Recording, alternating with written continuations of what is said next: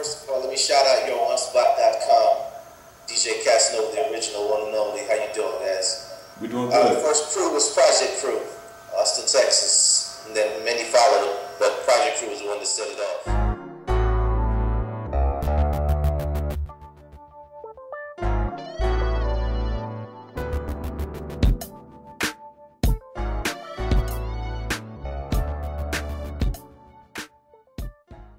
First song I could ever recall a local putting out that was catchy and everybody was singing was Army Man by Project Crew Posse, man.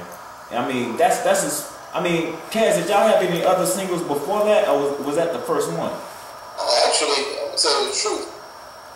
I don't even like that song because just for the simple fact, I got that SP 1200 like on a Monday. I think that Wednesday. I remember that SP 12. So that was just like me not even knowing how to run the machine. Made a quick beat. We sat up in the house that night and said, okay, and went to the studio the next day and laid it. So it just came out. I guess it comes back down to how everything is nowadays. You get a catchy hook and everything else fills in. You know what I'm saying? Who did the Project Crew Posse original members consist of? Teddy Lee, Playboy Ski. It was Terry T. That was he was kind of like the manager. About how you all hooked up, how you all met, and what made you all want to do hip hop in Austin. Me and Clay was in the Air Force together. Teddy, we ran into. We just got real cool brother, and we just all grew. I can't forget my dances we used to have put together with the whole crew: Chris, George, Smooth, Lloyd. You know, we had the whole thing packaged like with our hearts. So what it was really and truly, I was in the Air Force down there at Bergstrom, and you know, I was away from my turntables for a while, and I was feeling for them. You know, music is in your blood. It's in your blood. No doubt. I went to a party down there, and some kids were DJ. I didn't even know who the hell they were, but it was like, yo, can I get on? They were like, give me that look, like, nah, man, we don't know you, whatever. That pissed me off, so I had like a week's on the books for the Air Force. I drove to New York, got an U-Haul, threw my equipment in it, drove back within a week, came back, threw a couple free parties, and shut the city down after that. That's what's up. Pissed me off, man. That's really how it happened, man. Because I was so pissed off. But it's expected you go anywhere. You know, people ain't gonna let you get on their stuff. But you know, back then, young. But they caught the vapors. Oh yeah. That's came back and just started shutting down on the mission. Like you, Teddy Lee, and Claymore. Well, Clay and I, like I said, we were in the Air Force together. And I think he had came in and I was working when he got on base. And first thing he said, yo, where's the spots at? Where's the party spots at? Because there wasn't that many black people on the Bergstrom at the time. And those days, I said, yo, you can roll with me if you want. Then we got to hanging out, got to talking. He saw that I was a DJ, and then he started spitting some rhymes. I'm like, all right, this kid got some bars to him. And that's Claymore, right? Yeah. Then we hooked up. Then I think I met Teddy through, I want to say Thriller and a couple other people. But we just all clicked, man. No, okay. So you met Claymore first? Yeah. Then Teddy? Yeah. But before Clay and Teddy, I was rocking with Papa Chuck and Prince One. Oh, wait. That was my first group. Bring this back. So you met Papa Chuck and Quince One. So you met Quince One and Papa Chuck before Clay and Teddy. Now see, this is what this interview is all about, man. Getting the knowledge that I never knew. You know what I'm saying? Okay, so how did you meet Chuck and Quince One? Actually, at one of the parties I threw, when I shut the shit down, I ran into Chuck, and, you know, they were spitting their rhymes. They were like, all right, okay, we got some people that got some rhymes down here, all right. Because, you know, I was thinking Texas. Oh, man, I'm stuck in Texas. Because it was like me and this other kid got our last two to get our orders. I think he got mine out in North Dakota. I got asked in Texas. I was like, oh, thank God.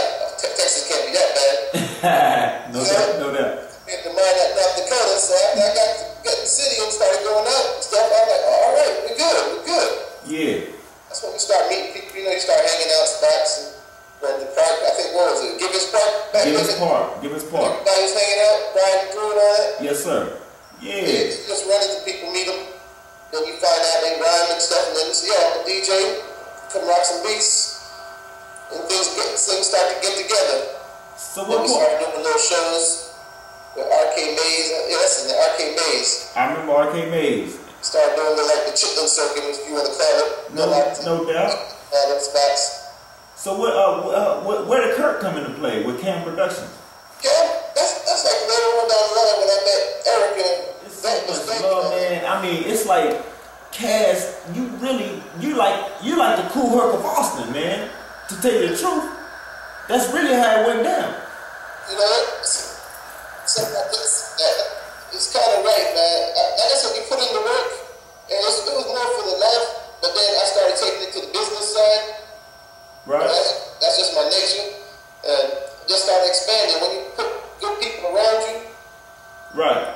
A lot of people I've taught, you know, they have to go their own wings and go their own ways, but right. I was scared to show you something, and then you got to run with it after that. Like T was hungry, you know what I'm saying, when I first met T. Right. I just throw him in the house, say, here, learn this. I wouldn't even show him. I say, here, when I come back, you need to have a beat or two done. Right. You know, T was like, okay, jump on in. You can't tell me nothing about T. I know T was hungry.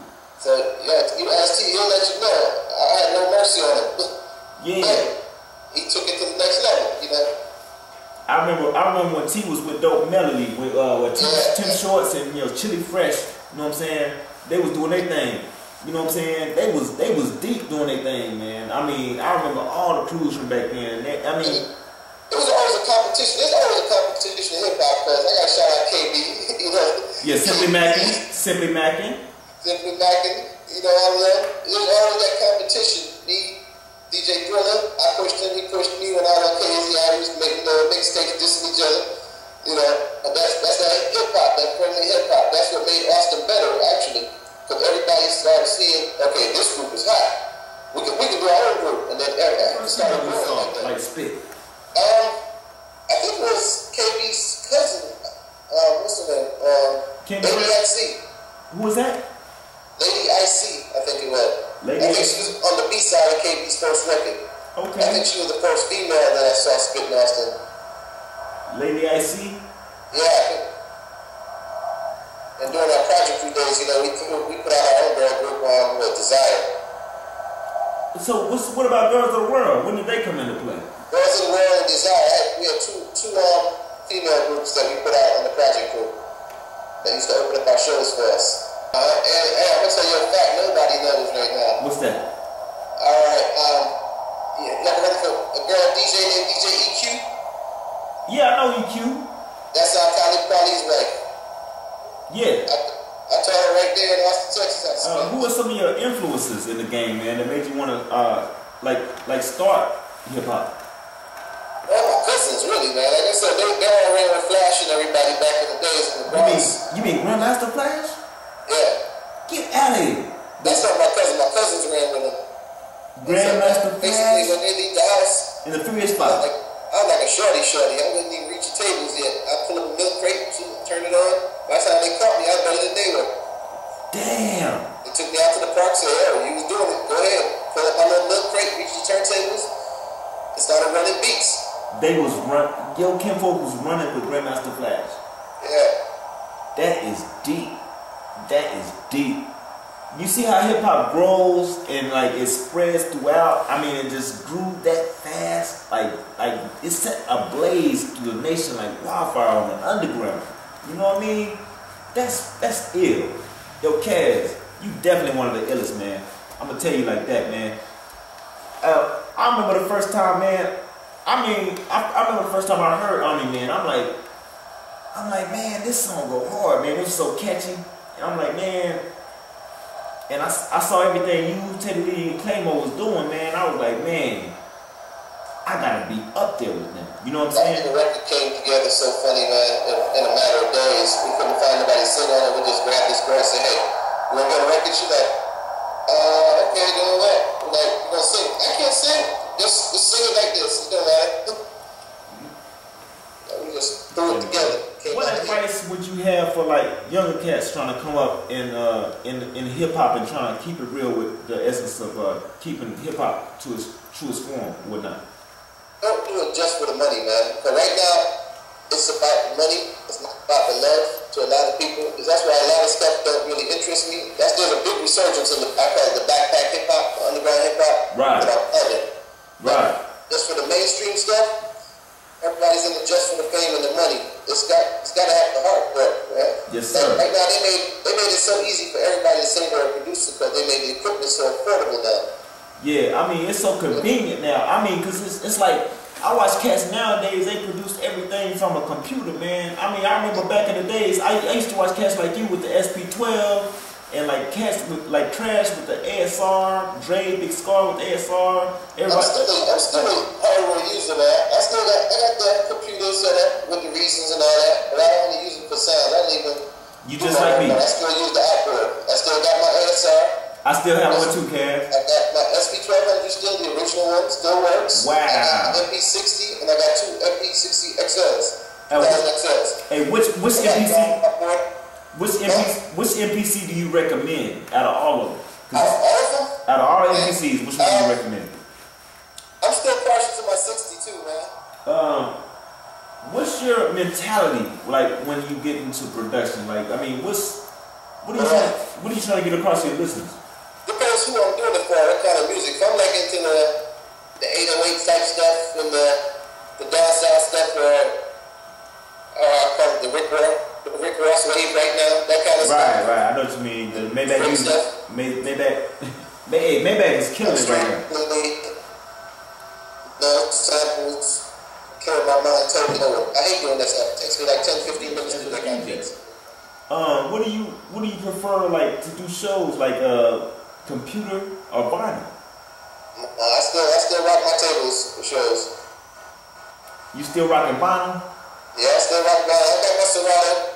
Serato is a godsend. I'm gonna tell you, just the amount of money I spent flying with flight cases and stuff like that. Yes, sir. But I don't feel everybody should have a Serato if you ain't carrying no crates. Man, that's so real. And that's if you don't have to carry them crates, you don't deserve to have a Serato. You need to do about 5-10 gigs, but just carry some crates. It's killing hip hop, man. What do you think about, like, do you think hip hop's still alive, Cass? Oh, no, it is because there's even Yellow Wolf. I like Yellow Wolf. He got his stage show is nice. He's got real DJ. I think it's either Craze or I think it's Craze that's spinning with him. I'm not sure. But somebody really nice. He has a show. There's a few that's getting back into it. Yeah, I mean, I think that's where it need to be, man. Like they did it in New York in the park, man. Yeah, there's a few cats still doing it really like the underground heads and the real spitters is getting back into real shows. What do you have to say to like all the Austin artists right now that's like trying to do their hip hop like the younger generation?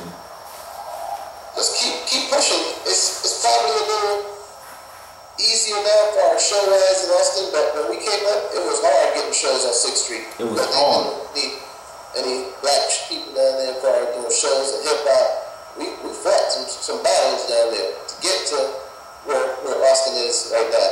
So they need to really enjoy where they're at and not really mess it up. You know what I'm saying? Just don't take it for granted.